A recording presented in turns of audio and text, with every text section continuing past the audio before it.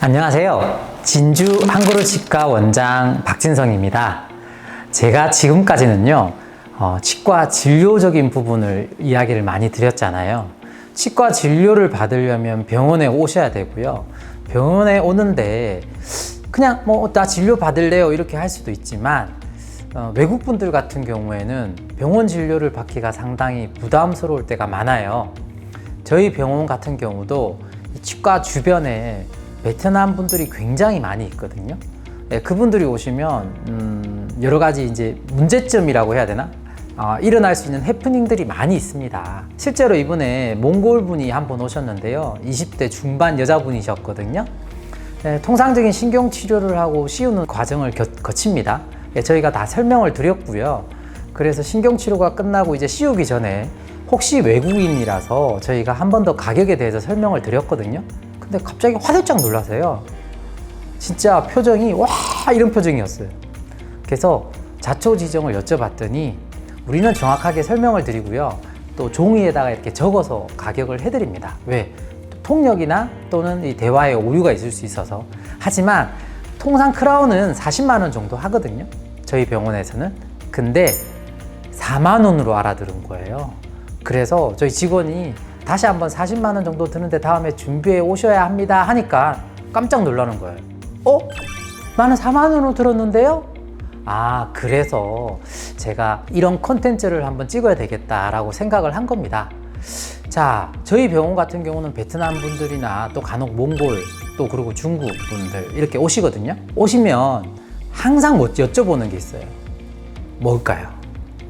한국 보험을 가지고 있느냐? 자, 이거는 보험은 또 나눠집니다. 공보험하고 사보험으로 나눠져요.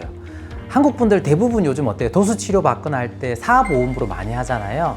근데 공보험이라는 게 있습니다. 그게 뭐냐면 국민건강보험이라고 국민건강보험공단에서 운영하는 거고요. 쉽게 말하면 100만 원을 치료비를 내야 되면요. 실제 환자분이 내는 돈은 보험 진료에 한해서는 30% 정도밖에 안 냅니다. 30만 원 정도 내고요.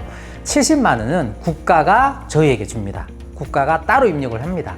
그래서 환자분에게 개인정보, 이름, 주민번호번호, 그리고 또 요즘에는 뭘 물어보죠? 뭘 요구하죠? 신분증을 요구합니다. 왜? 다른 사람의 신분증을 이용해서 이렇게 국민건강보험공단의 혜택을 받으려고 하는 분들이 많이 있기 때문이거든요. 실제로 건강보험공단 혜택을 받지 못하면요, 치료비의 부담이 확 올라갑니다. 특히 외국 분들 같은 경우도 그렇잖아요.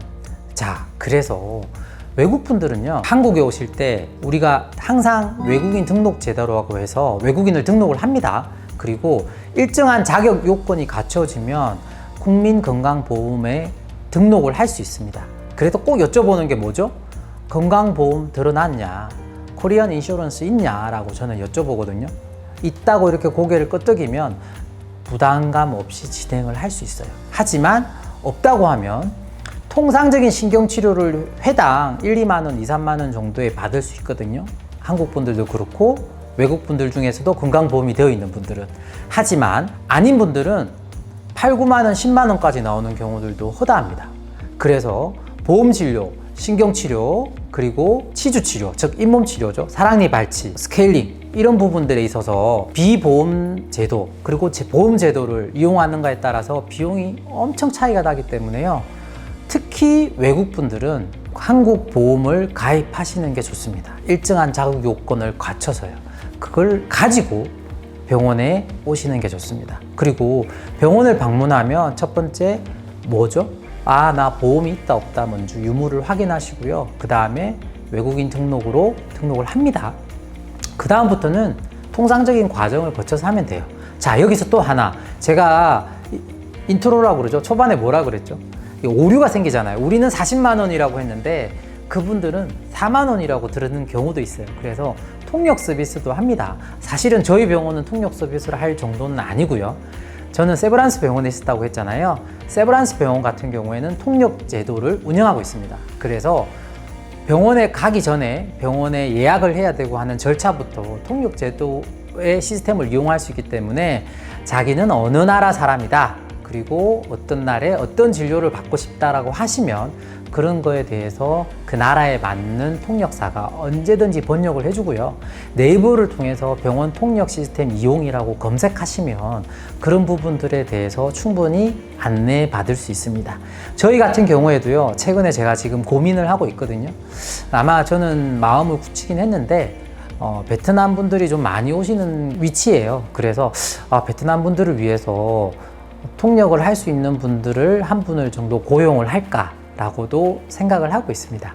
자, 그래서 우리나라에서 이용하는 특수한 보험제도, 건강보험제도가 있기 때문에 외국 분들 같은 경우는 건강보험제도를 이용할 수 있게 충분히 자격을 갖추시고 병원을 방문 드리기를 권해드립니다. 그리고 병원을 방문했을 때도 상담사가 자기 언어를 모를 수도 있잖아요. 그러면 요즘 핸드폰 다 잘 되어 있거든요. 핸드폰을 통해서도 통역 서비스를 받을 수 있습니다. 저희 같은 경우에는 어찌됐든 치료 비용이라는 문제가 있기 때문에 꼭 이 종이로 이렇게 안내를 해드리거든요. 서로 볼 수 있도록. 그런데 전화로 통역 서비스를 이용하는 것도 또 하나의 방법임을 알려드립니다.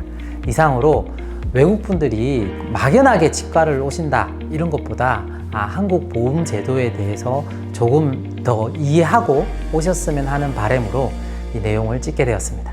감사합니다.